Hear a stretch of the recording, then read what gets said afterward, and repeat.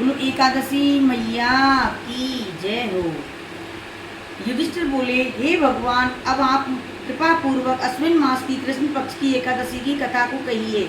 इस एकादशी का नाम क्या है तथा इस एकादशी का व्रत करने से कौन कौन से फल मिलते हैं, सो समझाकर कहिए। इस पर श्री कृष्ण भगवान बोले कि हे राजश्रेष्ठ, अश्विन मास के कृष्ण पक्ष की एकादशी का नाम इंद्रा है। इस एकादशी के व्रत करने से समस्त पाप नष्ट हो जाते हैं तथा नरक में गए हुए पितरों का उद्धार हो जाता है। हे राजन, इस एकादशी की कथा सुनने के मात्र से ही वाजपेयी यज्ञ का फल मिलता है। प्राचीन सतयुग में महिष्मती नाम की नगरी में इंद्रसेन नाम का प्रतापी राजा राज्य करता था। एक समय जबकि राजा अपनी राजसभा में सुखपूर्वक बैठा था, महर्षि नारद आकाश मार्ग से उतरकर वहां आए। महर्षि नारद बोले कि हे राजन, आपके राज्य में सब कुशल हैं। मैं आपकी धर्मपरायणता देखकर अत्यंत प्रसन्न हूँ। तब राजा बोले, हे महर्षि, आपकी कृपा से मेरे राज्य में सब कुशल पूर्वक हैं। इस पर नारद जी बोले कि हे राजन, मुझे एक महान आश्चर्य हो रहा है कि जब एक समय जब मैं ब्रह्मलोक से यमलोक को गया था तो उस जगह यमराज की सभा में मध्य से मैंने तुम्हारे पिताजी को बैठा देखा था।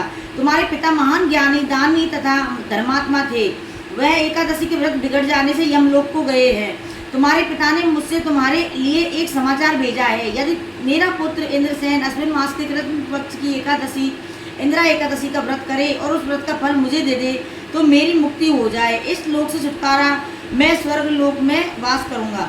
तब राजा ने महर्षि नारद जी से ऐसे वाक्यों को सुना तो उस महान दुख हुआ।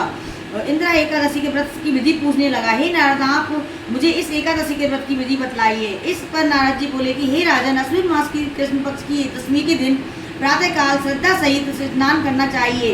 इसके पश्चात दोपहर को भी स्नान करना चाहिए। उस समय जल से निकलकर श्रद्धा पूर्वक पितरों का श्राद्ध करें और उस दिन एक समय भोजन करें और रात्रि को पृथ्वी पर शयन करें। इससे दूसरे दिन अर्थात एकादशी के दिन प्रातः काल दातुन करें और स्नान करें। इसके पश्चात भक्ति पूर्वक व्रत को धारण करें और कहना चाहिए कि आज मैं निराहार रहूंगा और समस्त भोगों का त्याग करूंगा। इसके पश्चात कल भोजन करूंगा। हे भगवान, आप मेरी रक्षा करने वाले हैं, आप मेरे व्रत को निभाइए। इस प्रकार आचरण करके दोपहर को सालग्राम की मूर्ति को भोग लगावें। भोजन के कुछ हिस्से गौ को दान करें और विष्णु भगवान की धूप दीप नैवेद्य आदि से पूजा करें और रात्रि को जागरण करें। इसके उपरांत द्वादशी के दिन मौन होकर बंधु बांधवों सहित भोजन करें। हे राजन, यही इंदिरा एकादशी के व्रत की विधि है। हे राजन, यदि तुम आलस्य रहित होकर इस एकादशी के व्रत को करोगे तो तुम्हारे पिताजी अवश्य ही स्वर्ग को जाएंगे। महर्षि नारद राजा को जब उपदेश देकर अंतर ध्यान हो गई तो राजा ने इंदिरा एकादशी के आने पर उसका विधि पूर्वक व्रत किया। बंधु बांधव सहित इस व्रत के करने से आकाश से पुष्पों की वर्षा हुई और राजा का पिता यमलोक से गरुड़ पर चढ़कर स्वर्ग को गया। राजा इंद्रसेन भी एकादशी के व्रत के प्रभाव से इस लोक में सुख भोग कर अंत में स्वर्ग लोक को गए।